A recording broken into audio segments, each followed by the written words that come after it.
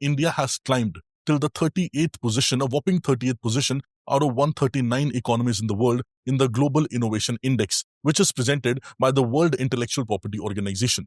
Now, in this year, while India is having 38th rank, 2020, India had a rank of 48, which means in a span of 5 years, India has been able to uplift itself by 10 rankings. And now India's rank is 38 out of 139 nations. Now, what are the findings of this Global Innovation Index? What is the status of innovation in our country? And all the other relevant information which you as an individual should know, all the things we'll be trying to understand in this particular session. Hello, my name is Preetpal Singh and you're watching Perspective.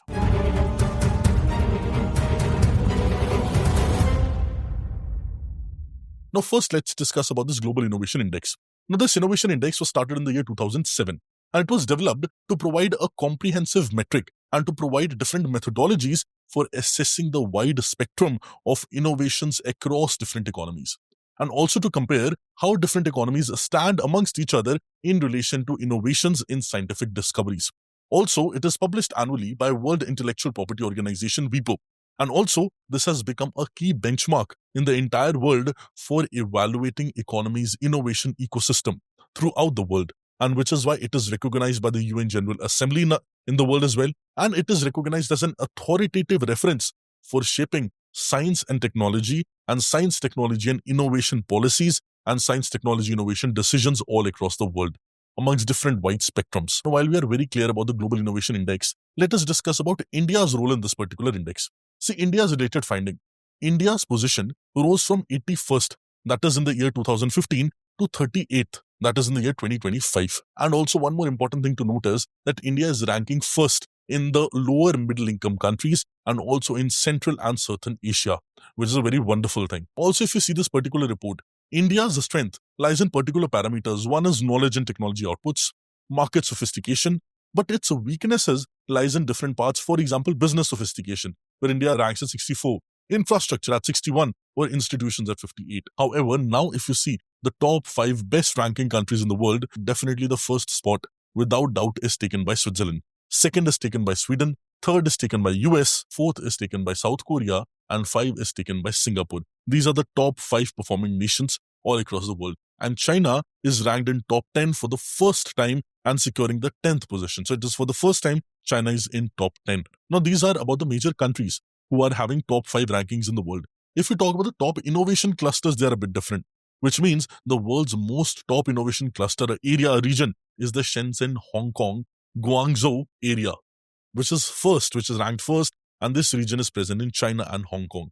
And Tokyo, Yokohama is second region, second cluster, which is present in Japan. These are the 2 most prominent innovation clusters all across the world. Also, if you talk about the socioeconomic impact, because of innovation happening in the world, in the country as well, it says that the labor productivity overall has increased by 2.5% in the year 2024. And it's also said that the global life expectancy has increased to 73 years because of the global innovation practices, especially in the medical area. Also, extreme poverty in the world fell to 817 million people, under half of the 2004 levels. So in whatever the levels were there in the 2004, half of it, extreme poverty people are present today. Also, if you talk about advanced technology, especially in the year 2024, technologically advanced notable gains could be seen in areas of supercomputing efficiency, also in the areas of battery prices, where battery prices significantly came down. Also, it showed one more starting fact, that the adoption of these technologies has slowed a bit. Alongside this, the progress in wind power and the genome sequences has lagged over the years. Also, novel drug development, progress in that has regressed, which means it has come down rather than improving. These things reflects the findings of this Global Innovation Index report. Now, let us come to India. That what is this report talking about India, and what is the innovation landscape, innovation ecosystem in India? See, first of all, we have to start with funding. That how much is the government spending in research and development in the country? See, India invests around 0.65% of its GDP, a very minuscule percentage of its GDP on research and development. However, if we compare it to different other countries, it is much, much less. For example, China, 2.43% they spend on research and development. India is just 0.65. Brazil, it spends around 1.15% of the GDP. South Korea, it spends around 2.5% of the GDP. Ideally, we should spend anywhere between 2% of our GDP to 3% of our GDP in research and development. But we are falling short of a lot of percentage points And right now we are spending just 0.65%. And if we talk about patent filing, that is number of people filing patents to safeguard their innovations, number of people filing patent in the world, India is ranked at 6th number globally. Also, one more positive fact is that India's patent to GDP ratio, which is a measure of economic impact of patent activity, it has grown significantly. From 144 to 2013, the patent GDP ratio, it is now 381 in 2023, which is a significant improvement in relation to innovation in our country, plus patents being filed. Also, additional to this, there have been several programs in our country which has promoted innovation, promoted growth, promoted startup ecosystem in our country. Whether it be Startup India, Stand Up India, Make in India, or production linked incentive scheme in our country, they offered foundational support for more and more production, plus more and more innovative production. Other than that, there was also a fund known as Fund for Startups, which had around 10,000 crore corpus, and also a new 1 lakh crore research development and initiative scheme, RDI scheme,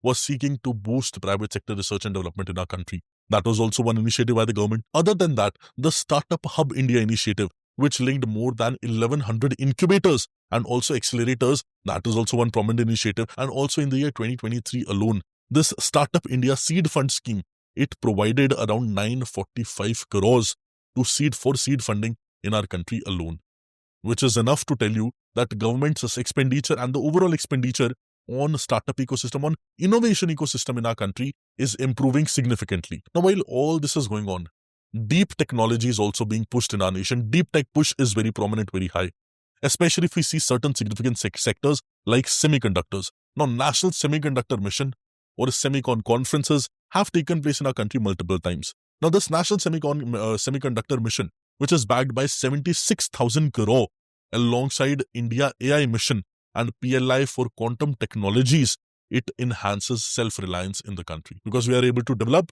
self-reliance technologies now, for which we don't have to be dependent on the other countries, and we will develop these indigenous technologies ourselves. Yes, there is a time for us to achieve, to go at that level, but still we are in the right direction. Also, there were several innovative initiatives like Atal Tinkering Labs. And also one more interesting thing is that the 40% of DPIIT recognized startups are emerging from tier 2 and tier 3 cities, which also highlights that the geographical barriers are going down and social mobility is increasing in the society in relation to science, technology and innovation, where tier 2 people, tier 3 people are also participating more and more. And this due can be given to the launch of 5G and 4G in our country as well, where millions and millions of people got access to cheap data, cheap smartphones and cheap internet access. Because of this, awareness increased in a very wide spectrum. And because of this, benefit to the startup ecosystem, benefit to the science and technology industry, plus innovation could also be seen for the entire nation. Now, while we have discussed the status shows that some things we are doing really good, some things we are not doing really good, especially in relation to funding or in relation to implementation of a lot of schemes. Still, there are a lot of gaps, still there are a lot of loopholes. Now, what is required at the moment is to boost research and development investment in our country. We need to put money into deep tech research. We need to import less and less amount of technologies, less number of technologies, and we should spend money. We should tell IITians, we should tell the people from NIT, BITS Pilani, different institutions in our country should come up together alongside the government, and government giving them responsibilities, each of them, that to innovate in this sector, these IITs would innovate in this sector, these IITs would innovate in this sector. 2 years program should be launched, 2 years incentive should be given to them, stipend should be given to them by the government, plus 2 years project program should be given to them for which they will be given credit in their degrees.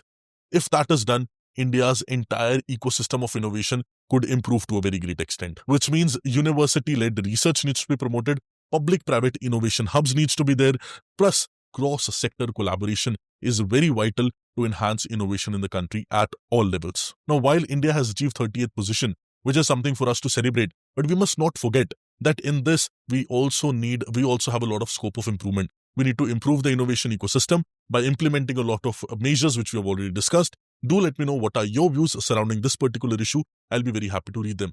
All the very best. Have a beautiful day. Thank you.